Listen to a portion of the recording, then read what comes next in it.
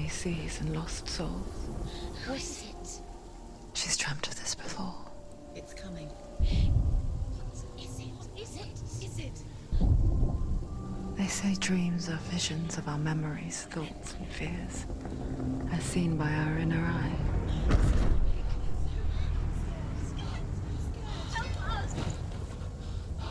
But what if each one of us is always dreaming, even when awake? And we only see what our inner eye creates for us. Is this what hell is? A world shaped by Senua's nightmares. Maybe that's why people fear seeing the world through her eyes. Yes, she's scared. Because if you believe that Senua's reality is twisted, you must accept that yours might be too.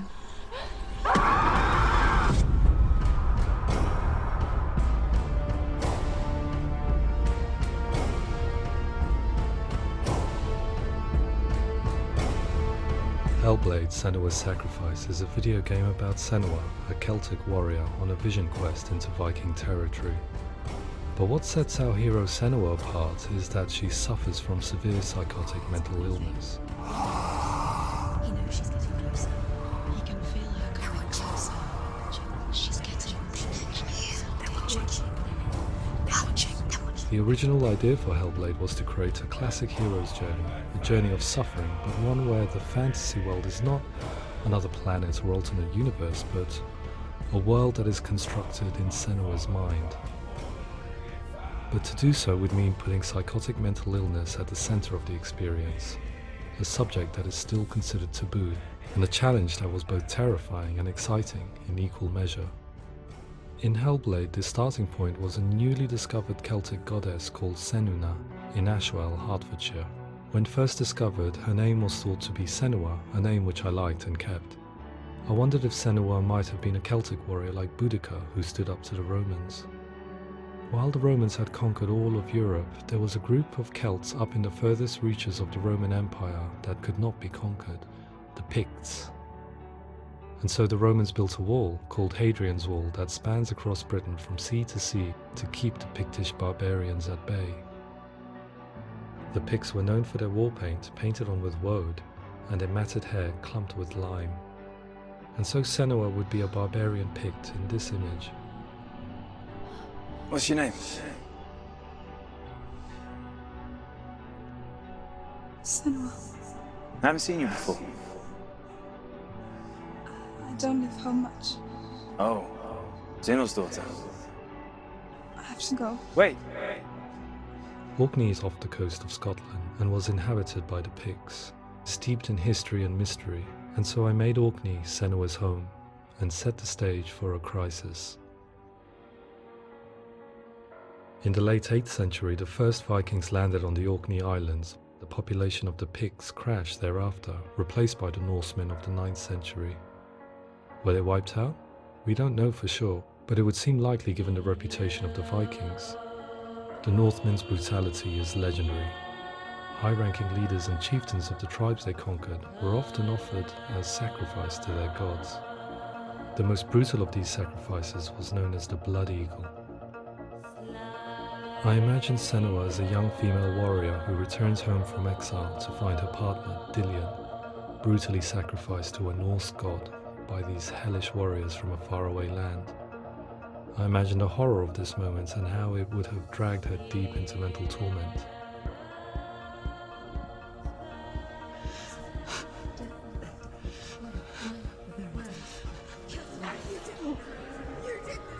No!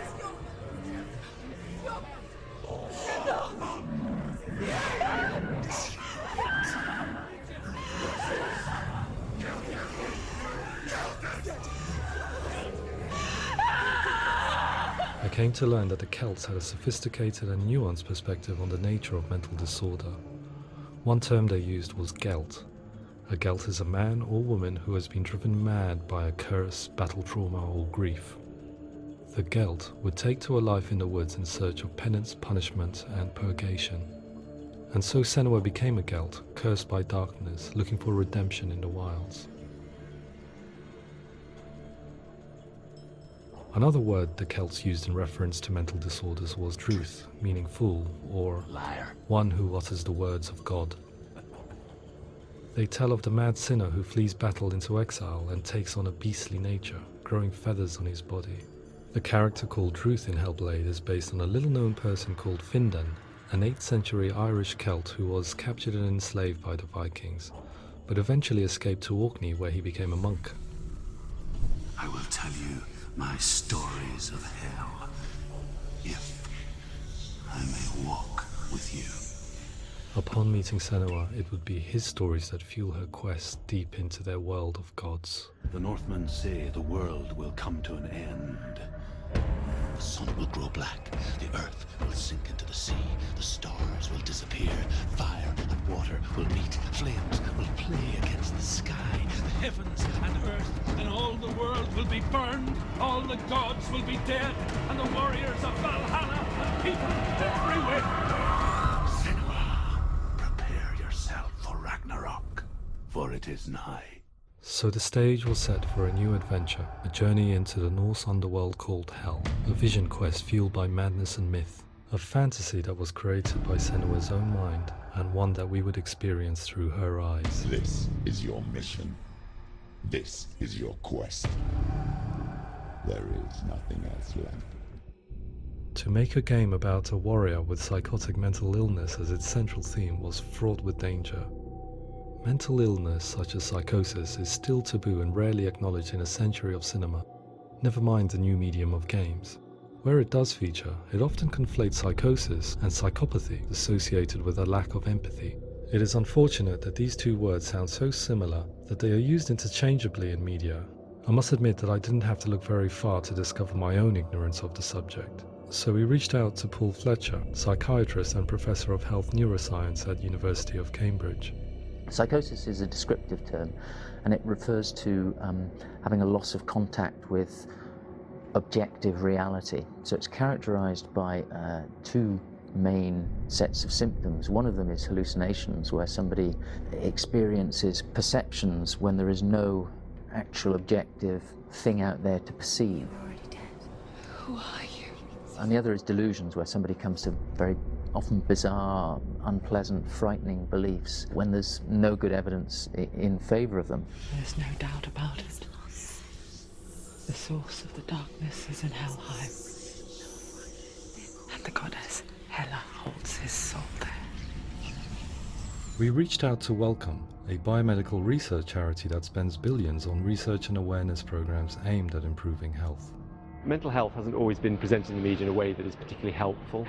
It can be challenging to engage people with the subject matter, and there are a lot of preconceived ideas about mental health, and particularly schizophrenia and psychosis. So we hope our support allows the team to continue to collaborate with Paul Fletcher and with those who have experience of psychosis to create a game that provides a fresh perspective on the condition and allows audiences to engage with it in a way that just wouldn't be possible in any other medium. What started out as a brief consultation convinced me that we were only scratching the surface of an immensely deep and interesting subject that could enrich and change the very nature of the game. That's cool. Thanks so much for coming here. Pleasure. Thanks. It's really interesting for me. I'd love to be involved. It's fascinating. Absolutely. Our understanding of psychosis is still very much a mystery, and ways of treating it are still primitive compared to physical illness. After all, it is easy to see the pain and suffering caused by physical diseases or physical trauma. It is not so easy to see the mental suffering and trauma of severe mental illness.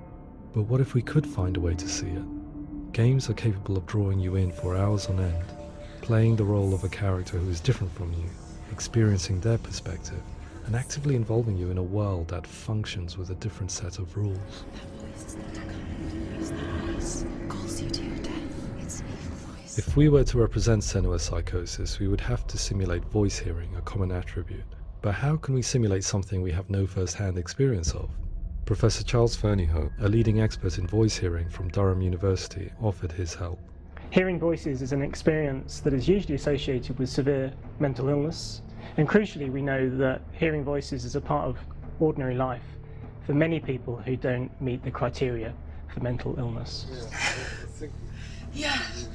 Oh, that's not him in real life. We know voices vary according to where they appear in space. Voices can appear far away in the distance, they can appear right there in your ear, they can seem to be coming from inside your head.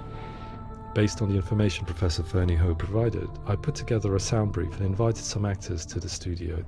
We recorded the actors using a binaural microphone, which records the 3D spatial position of sound, replicating the way sound is heard by human ears. It gives you an incredible sense that the person you are listening to is right there beside you. Can't see how she's going.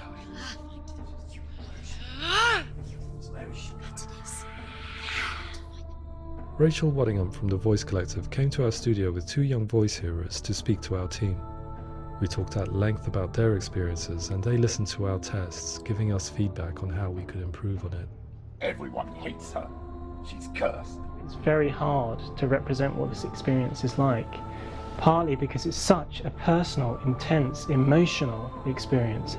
It's testament to how Ninja Theory have been listening to what the researchers are saying, but also, crucially, listening to the experts by experience. What they've come up with is so compelling. It's by far the best representation I've heard of what these experiences are like.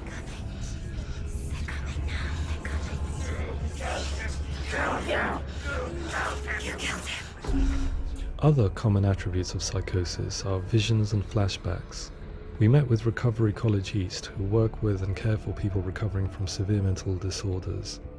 A group of service users gave us their first-hand account of what they experience.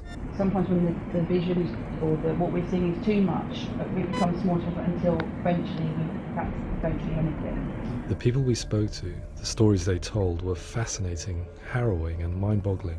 The reality of what people experienced was vivid, far exceeding what I could possibly have imagined. We went away itching to represent some of these visions and flashbacks in the game. Hands will know my heart is so, love is so far away. Don't you know how I wanna feel deeper? I could never know how you grow, all these days are killing me. Now I see deep in me insanity does unfold. I just wanna feel deeper, deeper. I just wanna feel deeper, deeper.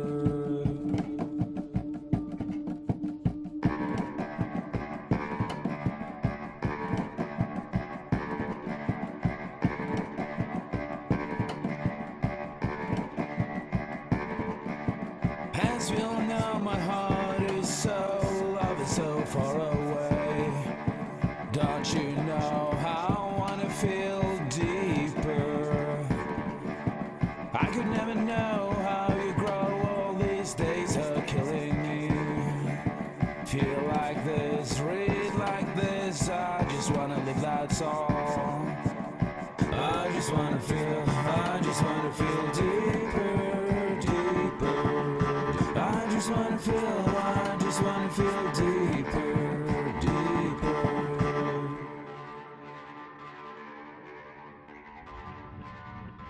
To refine our work, we continued to hold meetings with Recovery College East over the course of a year and a half, showing them what we had achieved so far and refining the in-game representations based on their feedback. With their help, flashbacks, visions and changes in perception were woven into the story and gameplay of Senua. The students that are involved in this project are incredibly excited about being involved. They have described the experience as being important because it values their lived experience and shows that despite what we have been through, all of that experience becomes valid, that actually it's something that we should all be talking about. The experiences described range from beautiful to frightening beyond comprehension. I heard of a girl who has to live with an angry voice screaming at her, slamming on her doors and walls 24 hours a day. I met someone who would often see hanging corpses in a room, so real that she would sometimes try to rescue them. The panic and fear that comes with such visions is entirely understandable, and it can be a living horror for some.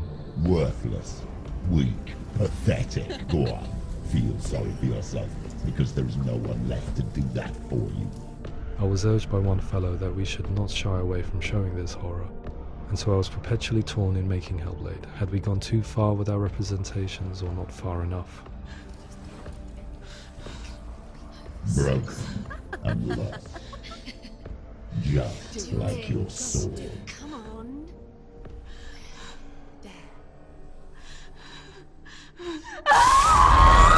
In some ways, voice hearing and visions were the low-hanging fruit, so to speak. There's another aspect of psychosis that is much harder to explain, but one that I think video games are uniquely able to represent, which are often called delusions. People begin to see patterns in the world. They begin to link things that most people wouldn't link. Most of the things that we might think would be coincidence or, not worth commenting on. Nevertheless, that might have a particular salience or importance for them. One individual described how everyday words, sounds, colours and objects were steeped in meaning to him, forming a strange and sinister puzzle that he was determined to solve but could not quite get to the bottom of. It's not just brain dysfunction. It's not like the system shut down. It's actually an incredibly creative process. The person creates a world populated with voices and phantasms and terrors, and they're completely immersed in it. They believe in it.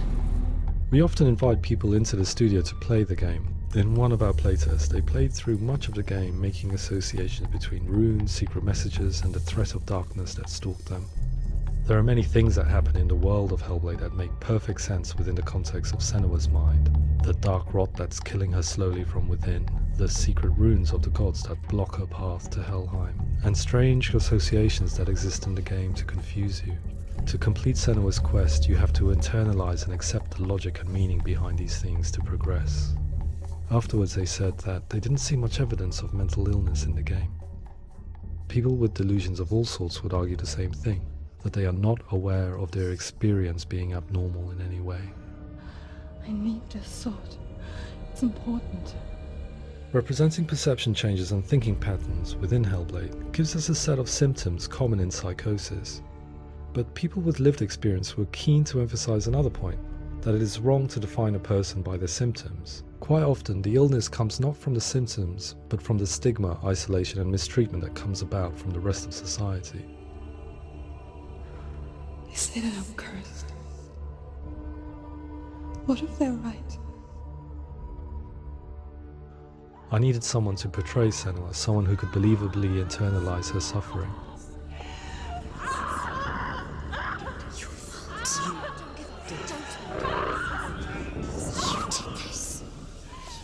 Melina Jurgens, our video editor, had been a stand-in for Senua over a few months while we perfected our motion capture techniques. Without realizing it, she had already auditioned for the role, and I knew her well enough to know that I didn't have to teach her to act, but to relive her own internal pain. As often is the case, those who have suffered mental anguish are never far from us.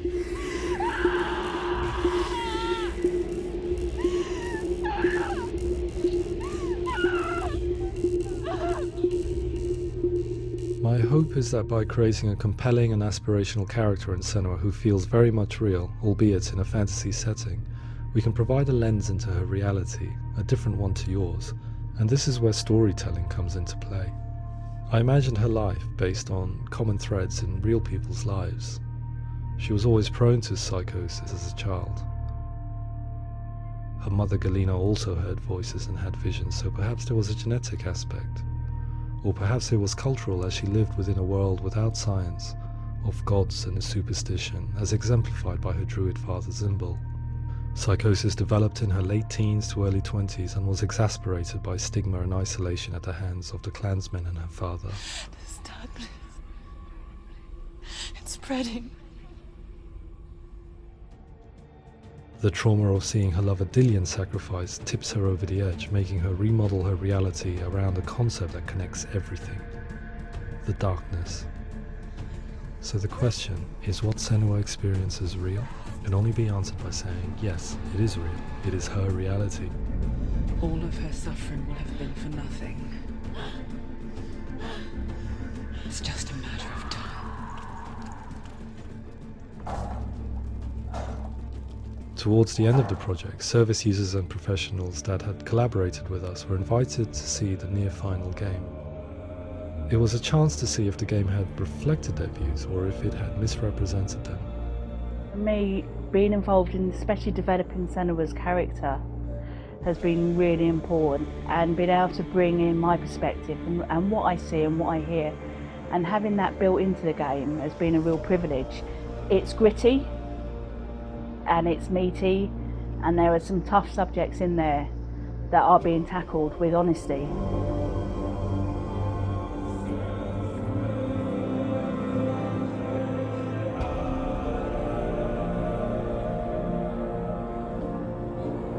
I was blown away by it today, absolutely blown away. It was just fantastic to get the opportunity to use our lived experience in a very creative way. There's nothing tokenistic about the work we've put in. It feels like we've been listened to, things have been taken on board, and I think there was a lot of realism in the game itself, and it feels very authentic.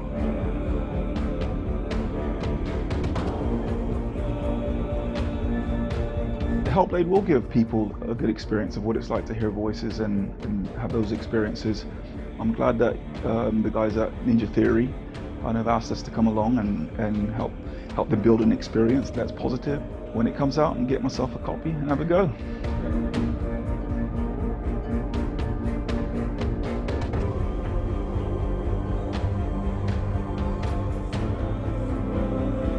I think all the way through I was really inspired by how the conversations have translated into the game in a way that I think I didn't imagine was possible. So wonderful, really wonderful.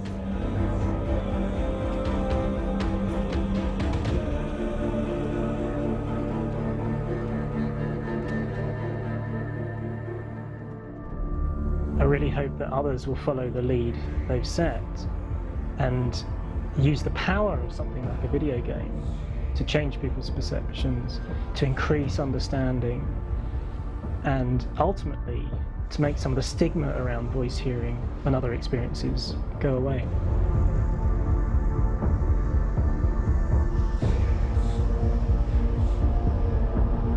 For me, it was really exciting to see something that I explore scientifically being represented so beautifully in a character who's trying to penetrate the mysteries of the environment in which they've been placed, with all of this strange uncertainty and noise and conflicting information that they're getting. I'm very excited by this way of trying to represent mental illness, because I think it actually might be offering us insights that we wouldn't get from pure scientific explorations, and actually giving us quite an empathic view of what it might be like.